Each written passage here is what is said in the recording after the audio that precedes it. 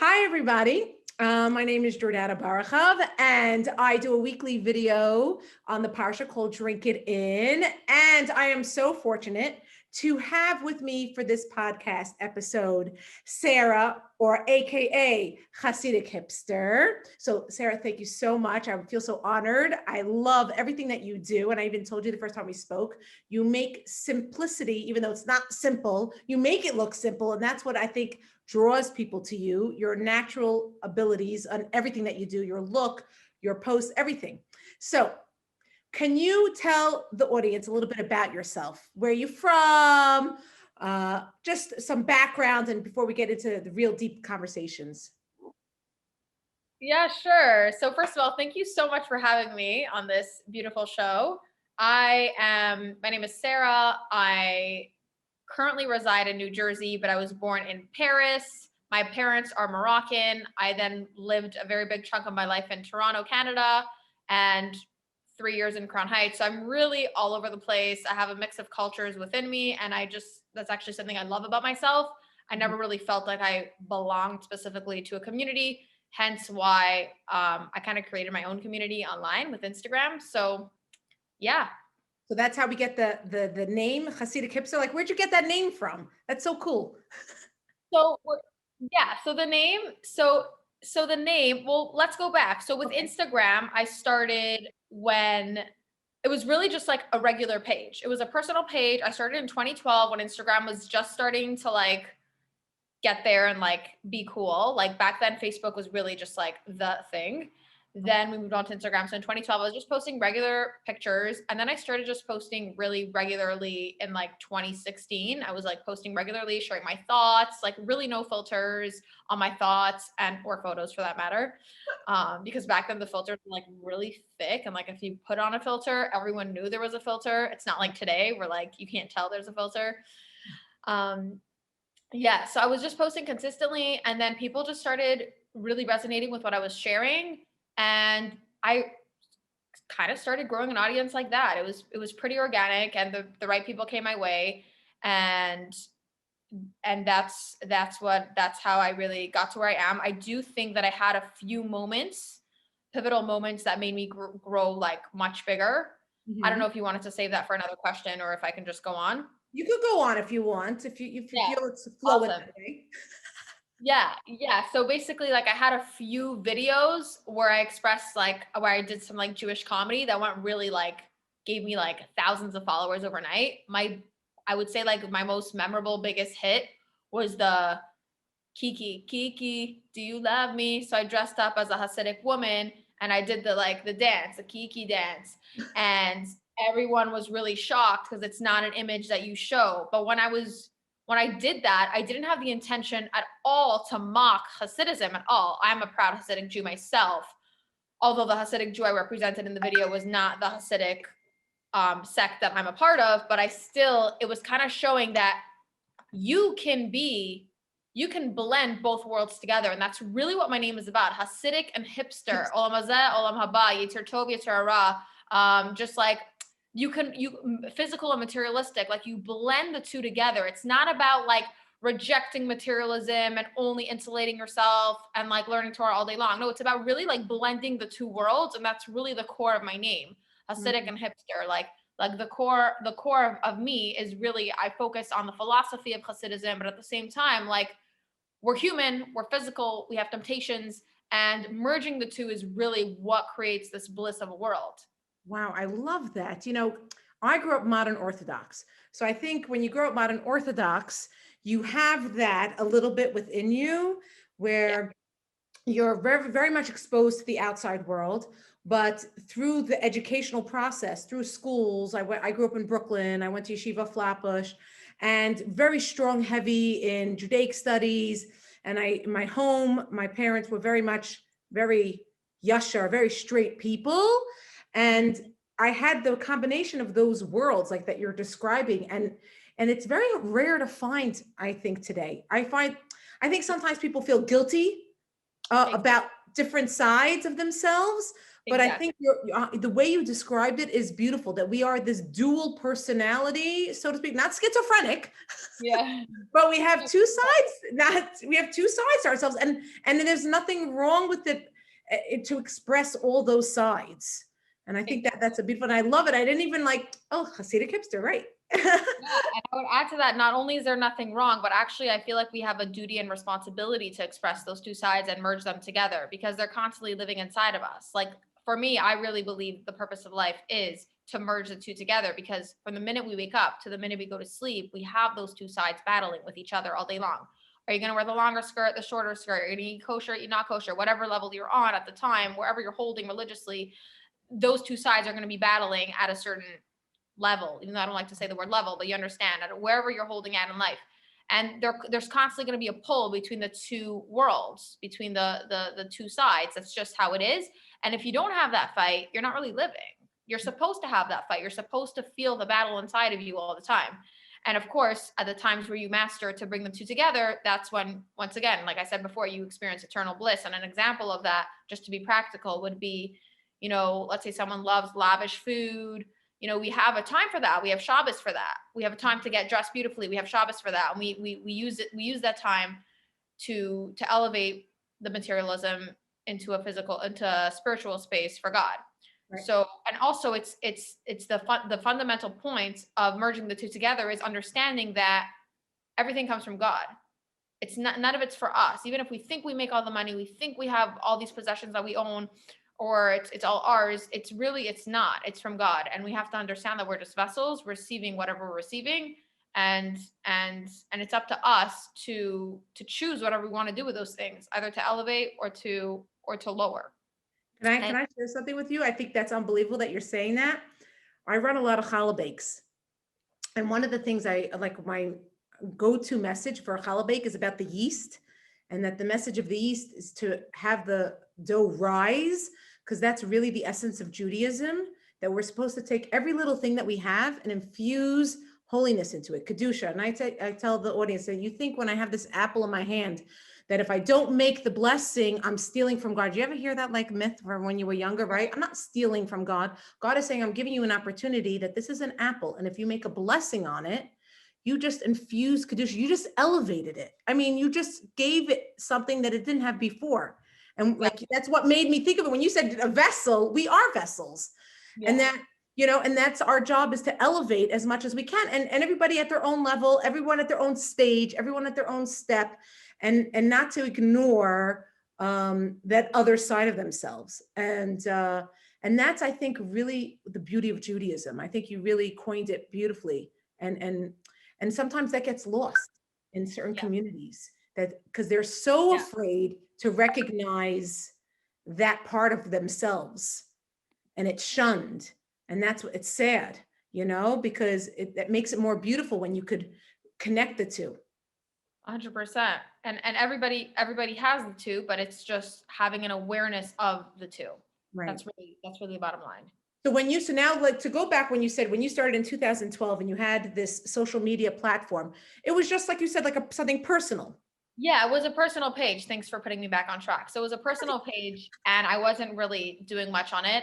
And only when I moved to Crown Heights, which was in the end of 2016, did I start posting and sharing. And I really, from the day I moved to Crown Heights, I found this like chayas, this lively energy in the atmosphere, and that kind of just gave me a driving force to post all these amazing things. And I would just get so inspired from just walking the streets and just seeing the diversity of different types of people around me. And there was just something in the air that just really influenced me to post all this content. So I was just pushing out a lot of Jewish content, some funny, some serious, pictures, texts, videos, all that stuff. And my videos were going viral. So this was 3 years ago, my first time moving to Crown Heights. My first viral video, well, I mentioned my most pivotal one, but my first one was actually the Shabbos ski. And what a Shabbos ski is, well, I'm holding a plug, but it's basically like a belt that goes around you, and it has like a key attached, and the key can't be dingling. And for me, it was such a mesmerizing concept, because back in Toronto, we were allowed to carry on Shabbos, but in Crown Heights, there's no halachically kosher eruv. I'm not going to get into that right now. Right. We can't according to the, I'm not going to say according to who. There is A conflict or a controversy. majority opinion says that there is no eruv, and therefore I had to get myself a Shabbos ski, and I was just laughing at the Shabbos ski situation, that like it couldn't be dangling. I'm like, but I can have a belt, but it can't be dangling. Like, what else? I didn't understand, obviously, at the time, like the nitty gritty of the halacha. And I just thought it was so funny that I made a video. I'm like, what else could he do with the Shabbos key? If you could wear it as a belt, maybe you could wear it as a headband, maybe you could wear it as a bracelet. So that was my video, and it went viral. It got downloaded hundreds of times, and hundreds was a lot before. It went on different WhatsApp groups. It landed in Israel, Argentina, all around the world. Crazy, right? So that was really, really crazy. And then I realized, like, wow, the power of social media is really strong. I better be careful of what I post and what I share. That's when I started. But at the same time, I was using it as a way to express myself. So I still wanted to have that freedom to truly and freely express myself. And at the same time, also, I knew it had such an impact. Therefore, I wanted to inspire. So that brings me back to my point of where I am today, where it's like I'm at 27.8 followers right now, almost 30K. And I honestly don't even know how I got here to this point. And because it's the more you grow, at least for me, the harder it's been getting lately. And when did it get really, really hard? When I actually moved out of Crown Heights 6 months ago. Oh, okay. And it actually became very challenging for me. And I was trying to understand why. Number one, I do think there is an energy in Crown Heights. It's very special that I connected to. I happen to be very spiritual, so I connect to things and environments. I'm very sensitive to the environment around me. I connect to Kedusha. I get a lot of strength and chizuk when there is holiness around me. Mm-hmm. But I also understand that God is everywhere. He's infinite in time and space. Therefore, he's also in the places that we may not see him. Right. I have a hard time seeing him where I am. The light is not as shiny, like straight up. It's much harder. But I try very hard. It's like an avoda. It's really a lot of work. I toil to find him. And when I do find him, I do find that the reward is greater because it was much harder for me to look for him. So that being said, it's very hard to find inspiration when you have to dig so deep for the shining light. So let me explain to you where I live right now. So I live in Elizabeth, New Jersey, but like on the side that's closer to Newark because I'm in a building. I live in New Jersey too. Where do you live? I live in Clifton, Passaic. We're like, whoa, okay. We're not even far from each other. This is we're like 30 minutes away from each other. Oh gosh, yeah. So have you been to my area, like the Newark-ish area?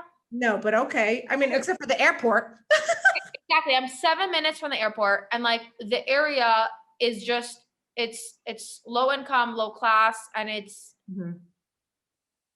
not the most pleasant area to be in. And I'm not at all coming from a rich snobby background at all. It's just anybody who walks down those streets sees the rundown building, like the actual physical space is unpleasant. It's not a comfortable feeling to be in. The view, the wires, the trucks, it's very industrial. It's difficult. But my point is to say that, so being here made it much harder for me to post and share authentically because my feelings are, hey, I don't love this place and it's hard for me to find God, but am I supposed to share that? I want to be a light. I don't want to show that I'm struggling so much. And even if I am, I'll share that with the right people. I don't have to like spread it to 30,000 people that I'm struggling. I don't want to add sadness. But now I'm understanding that really emotions are just a garment. They're a garment of the soul. And we have to feel our emotions as well. We have to go through the motions. Literally, we have to feel, and it's okay to feel sad. It's okay to feel anger. And I'm really just learning this now. And it's also okay to share it, and it's also okay to not. Right. So it depends if you're ready, if you're not ready. My personality is, it's not that I like to put up a front and just show happy, not at all. It's just that for me, when I go on Instagram and I'm scrolling, I like to see happy things. Right. I don't like to see things that make me sad. So why would I do that to someone else's feed? So to top it off, my Instagram is not really about myself. It's really about the Torah and about messages that are incredible that can be applied to our today life. So that's what I have to remember. And it gets a little tricky because I did personalize it a little bit because you have to, or else anybody can go on any Torah website and get their information from there. So it has to be a little bit of your touch. So this is where the situation is slightly difficult, where if I go to a wedding, do I post a picture of myself in a dress, or should I keep posting just like Torah concepts? Like, because the people that are following me for my, I'm pretty sure, my Torah concepts. Some people are following me for my comedy.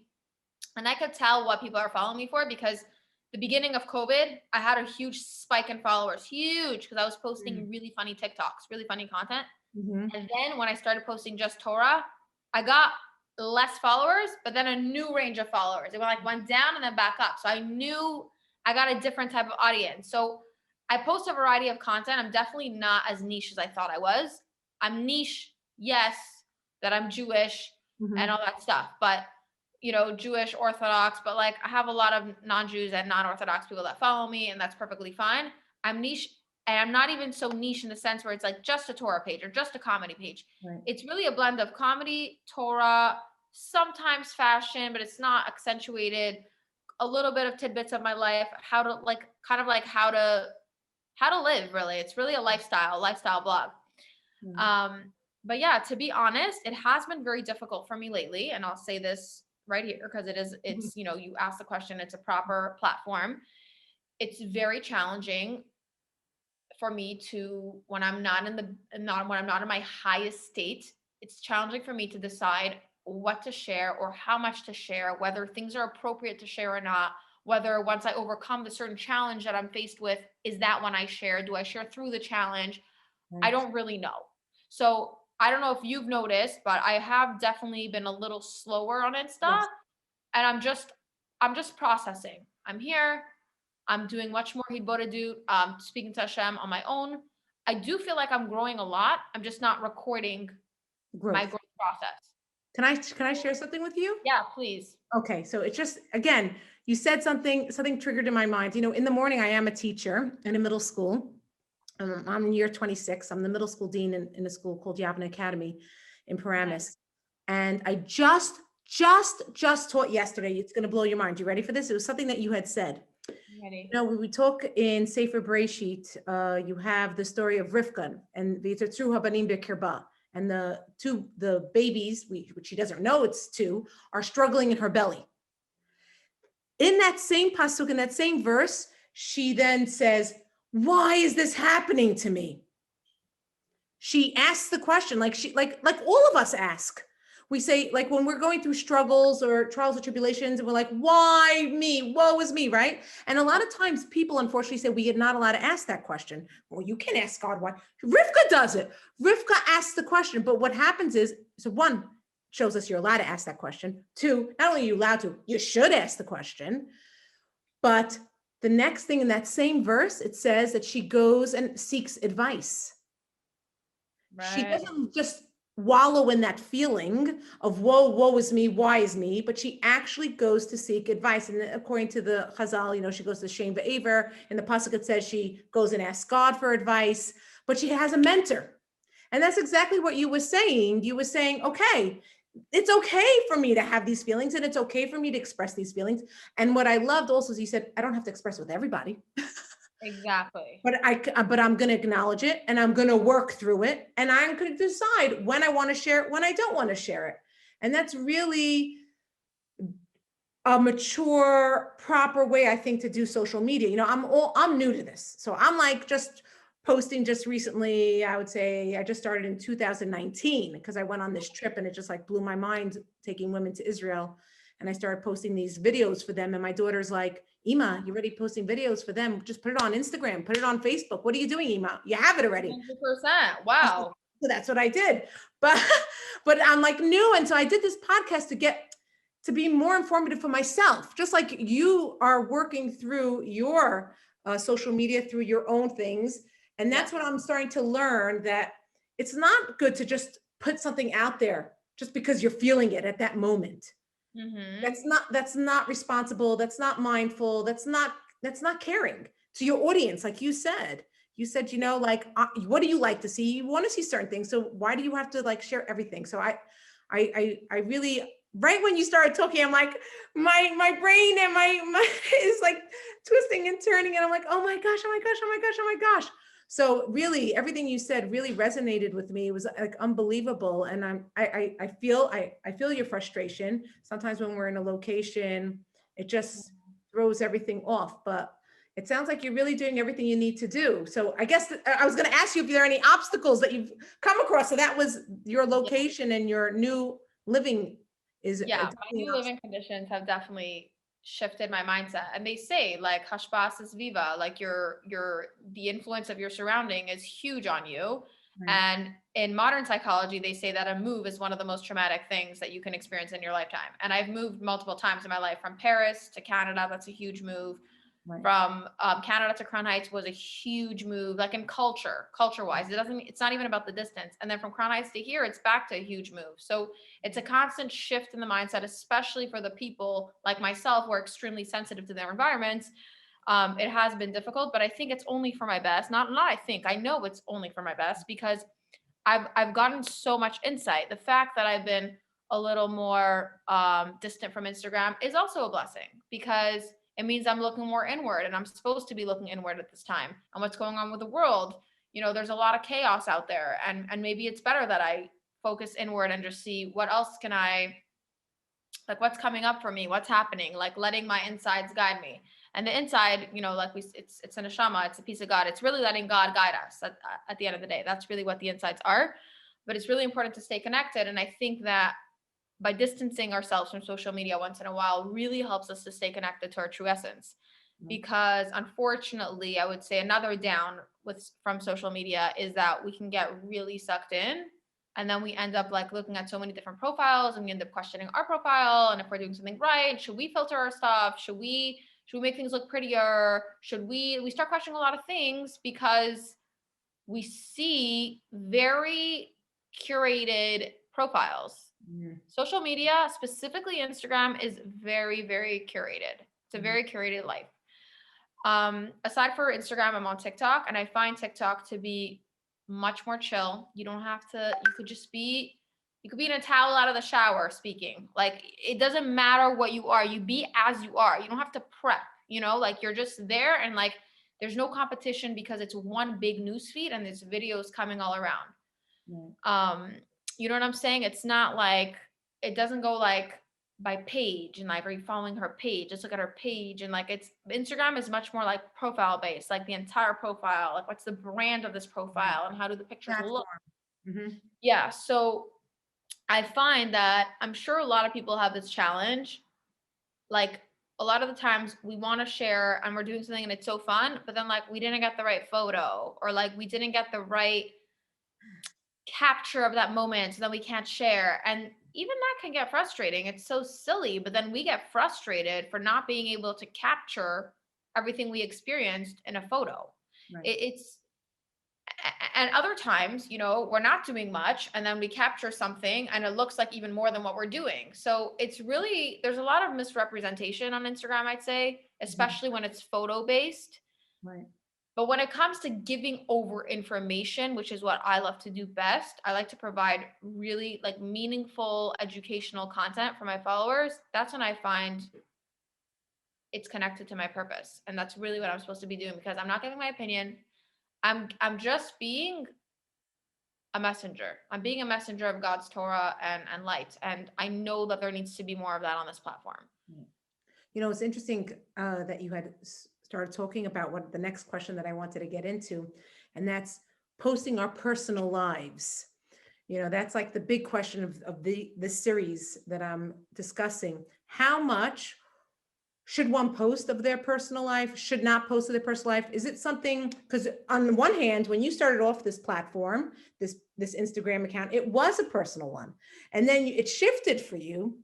And is it because of everything that was around you that it shifted and you decided, no, that's too much, I want to take a step back and make it a different brand, a different view for the audience? Or it just happened, it flowed organically?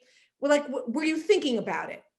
So I think for me, it flowed organically because I was just posting, and it was my first name and my maiden name, and I was just posting myself and my thoughts. And then when I moved to Crown Heights, I really like I said, that energy just inspired me. And I also noticed like the blend of both worlds. And I just thought that name was perfect. So that's when I changed that name. But I still kept posting pictures of myself and sharing my thoughts. So it really flowed organically. And then I started posting like more videos. And it was really a flow. It was a flow. It didn't really go from personal to public. It went like I was always personal, like personal/public. Let's say I was going through a hard situation. I wouldn't say like specifically like the details of the hard situation. I would always give an overall lesson of what I went through and then like how we can overcome it. Well, can I ask you a question? Sorry to interrupt. So Sure. 'cause I have this thing that sometimes I've done the same thing, and my mom would then say to me, Jordana, does everyone have to know, your situation? I said, Ma, I never said my situation. You happen to know my situation. So you read into what I posted or what I said. But if I tell you the comments I get has nothing to do with my situation. Did you ever get that? All the time. My mother is, God bless her soul, a very private person, and she just doesn't like when we as in like us, her children, give over like information to the world. And like, I don't, I don't think I overshare at all. I'm very, what's the word? Like moderate. Like I share what I need to, but she's just very, I guess, according to her culture, like just very like discreet about it, which I respect. And I think I'm discreet too. Um, and she always tells me like, do you think you need to share this with the world? But my thing is like what I tell her back is maybe it'll inspire someone. We don't realize that by sharing stories, we inspire people. And honestly, if I kind of wish I was even brave to be even more open than what I am now. Like I actually admire the people that are so open to the point where they say, I don't believe in God anymore, or like they show their whole lives, like they really show their raw, unfiltered selves. Like I respect that. Even if it goes against my value, even what they're saying goes against my value, I respect the fact that they're able to be so true to themselves and be public about it.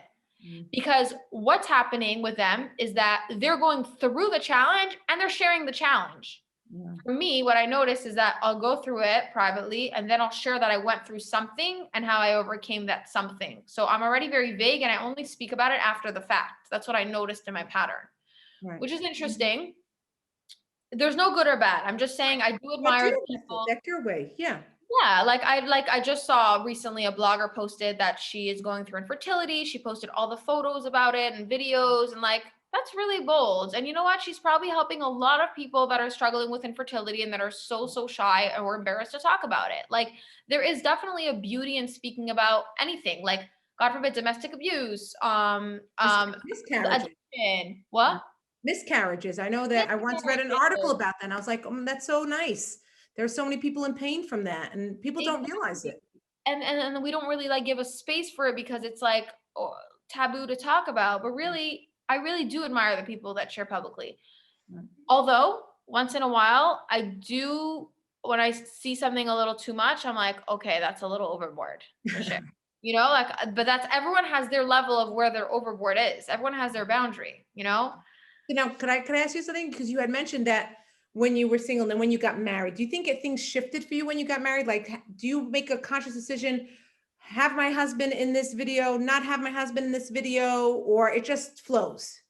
That's a very good question because my husband really doesn't like the camera. He's not like a camera person. Okay. So I told him when we were dating, I said, my dream was always to become an actress. So I'm warning you now that I know I want to be on screen and I want to be on TV. Okay. That's what I told him. Okay. And he said, no problem. I respect that as long as it's within the confines of our Jewish values, you know. Um, and as long as it's not overboard. Like obviously there needs to be boundaries in place, whether you're Jewish or not. There needs to be boundaries in place. You're in a marriage, you're in a union, and I get that. And I said yes. And he responded to me, and I also have one thing is that I want to be part of Atzala. That's what he said to me. And I said, deal, we have a deal. So not to get off topic, but just back to what we were saying is that he knew what kind of character I was before getting into the marriage, and he knew what I wanted. Yes, at times, like there was one dancing video that I posted for Tu B'Av. Like this was like, I think second year of our marriage. And he was like, Sarah, like you're dancing in it. Like, I don't really love that.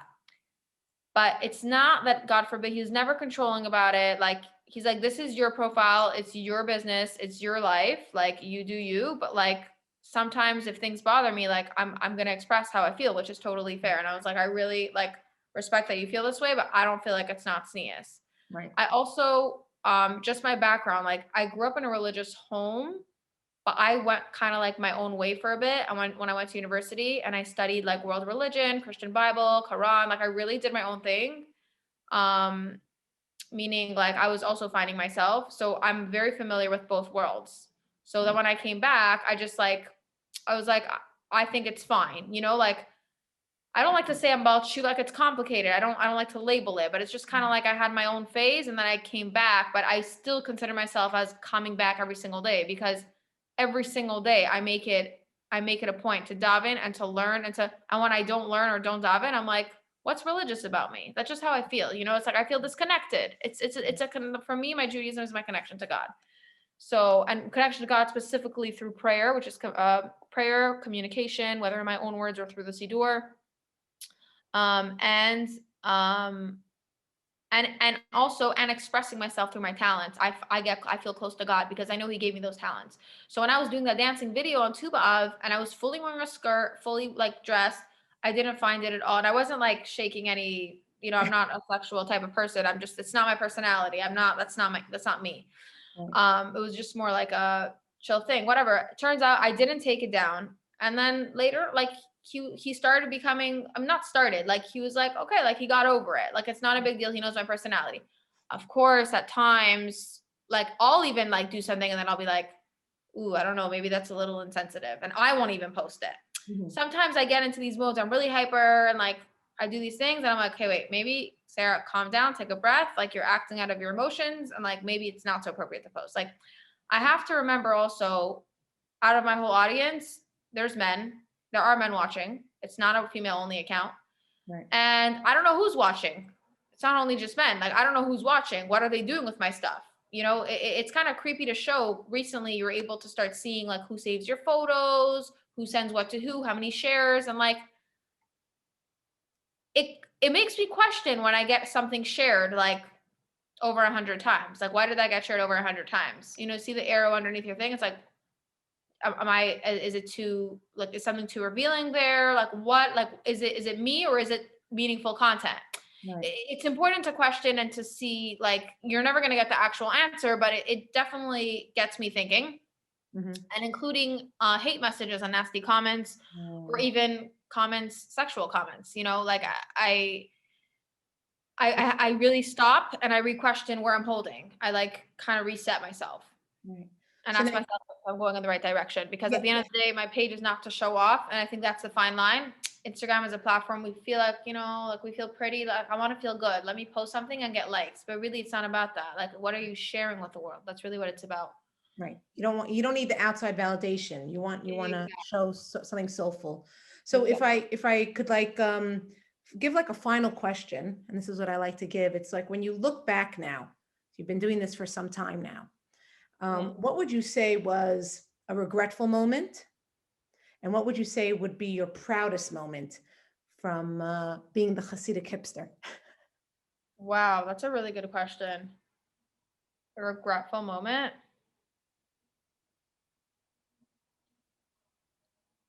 I don't know if I really regret anything because I really believe that everything Is for learning purposes. is for learning purposes and it's meant to happen.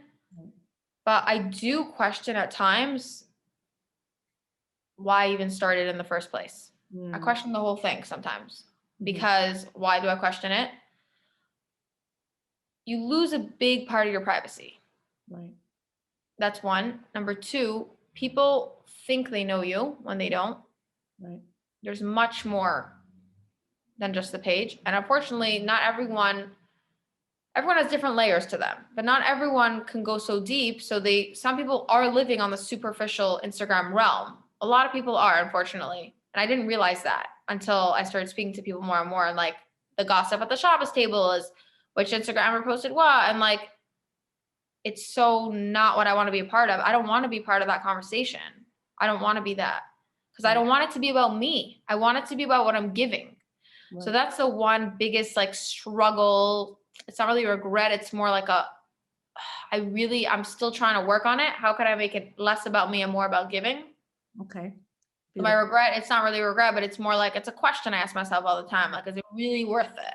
Right. Is it really, really worth it? But at my core, without not even in my brain, it's in my core. I know it is a part of my mission. I know. I just know. So Yeah. then what would be the proudest moment then?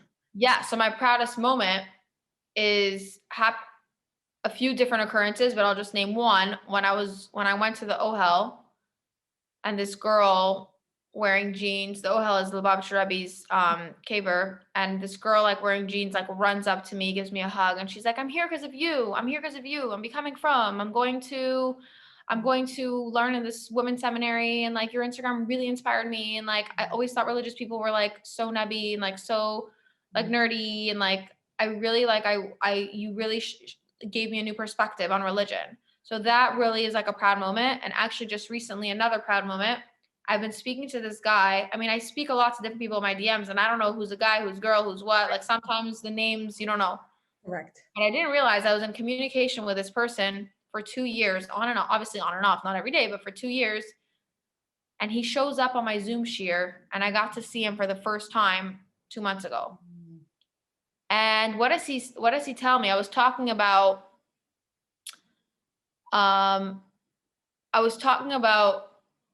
conversion, and then he tells me, actually, you know what? I was following your Instagram, so I decided to become Jewish, and I went through the conservative conversion process, and I was noticing that it wasn't aligned with what you were sharing. Isn't that crazy? He's like, that's how I was able to tell that something was off. He's like, so then I was looking for a Hasidic conversion process, a Hasidic one. A Hasidic hipster version. I'm kidding. And I was like, oh my gosh, this is crazy. I'm like, and then he's like, what do you think I should do? I wanna be like a regular Jew. Like that's where he's like, should I go through reform? He really didn't know. He's like, should I go reform, conservative, Orthodox? Those are my three ways. And I told him, I can't tell you what to do, but I can tell you that the Orthodox do preserve the Torah. At the end of the day, they are the people that pass down the Torah from generation to generation, closest to its entirety. And you know, reform and conservative, they're amazing Jewish people, but at the end of the day, the Torah does get tweaked according to their emotions, and our emotions change all the time. So it's not really it's not really such a reliable conversion process. And to add to that, I told him, you know, Orthodox Jews may not validate that conversion process. So it was very hard for me to answer, first of all, very difficult. The way for a non-Jew, you know, for a non-Jew to ask questions about the different sects, when I really am an all loving and all kind person, but then he's coming from a place of wanting to know like which one's the best. It's still very hard. You don't say the best. You know, I'm very like, I follow Chabad philosophy, and the Rebbe was very like, every Jew is a Jew, because when we understand that at our essence, we're a piece of God, we're all equal on that level, right. You know? So it was very hard for me to make those differentiations, but he understood. He now reached out to the Orthodox conversion process. He's already going through the process. He attends every single one of my shiurim. He takes notes. Oh, wow. That for me was such a proud moment, because I didn't try. I was just me. And right. That's, I think, our purpose in life, to be in our purest essence. Like, you be Jordana and give whatever you want to give over, like, without having to try. Just be you. And people get influenced by just you being you in your wholesome light. That for me is my proudest moment. Wow, that's amazing. That's beautiful. And so then that really helps with your sort of regret, but it's not a regret. Exactly. Yes. So it's a very intertwined question. So like, it definitely reminds me that, hey, don't re-question things. It's right. the Sahara getting in the way. Safek ze Amalek. You know, the doubt is always the Sahara. And keep going, tunnel vision. But once again, you know, I get stumbled. And I feel like I'm in this currently right now. These past few months, I've been a little, what's the word? Like I stopped myself. a part of me, one part, the animal side, the animal soul, divine soul, like that part of me stops me from posting. But Right. really, when the time comes and Bezrat Hashem, I'll get back to the flow. Right. There's a time for everything. I believe in There's a that also. pause. Everyone's allowed to take pause. Pause is Yeah. healthy. But wow, I want to thank you so much, Sarah. This was unbelievable. Thank you. And now that I know you live so close by, right? Yeah, it's so nice. Thank you for having And me. and this is really great. I loved all your thoughts, and I'm wishing you much, much hatzlacha and all the best on your move. And I hope you'll get to the other end. There'll be a light at the end of this tunnel that you're going Amen. through. And thank you so much. Thank you so Is much. there anything else that maybe you want to tell the audience besides Instagram? Is there any other, and you do the Thursday night Zoom Parsha class, is there anything else that you have out there available that they could? Yeah, I do. Thank you for asking that and for reminding me. I actually have a daily study podcast. So it's a daily podcast, Okay. and it's pretty much the psukim of that day. So just to give a brief summary, like I Mhm. didn't even know this. The Torah is divided into 5 books. The and every parsha is divided into the weeks of the year. Now every week is divided into the days of the week. So Mhm. each day there's a certain amount of psukim one should read. And we're actually, according to Chabad philosophy, it's a very big deal. It's part of the practice to read Chumash and Rashi of that day every single day. Wow. So I started just giving a quick synopsis of the verses of the day every day, and it's called the Daily Study, and you can find it on Spotify, Apple Podcasts, anywhere. Oh, Um, and yeah, I've been going at it. I'm in my 36th week of the podcast, and I'm really excited to finish it and hopefully have something that's out there for eternity wow. in Yes, cyberspace. yes, I hear that.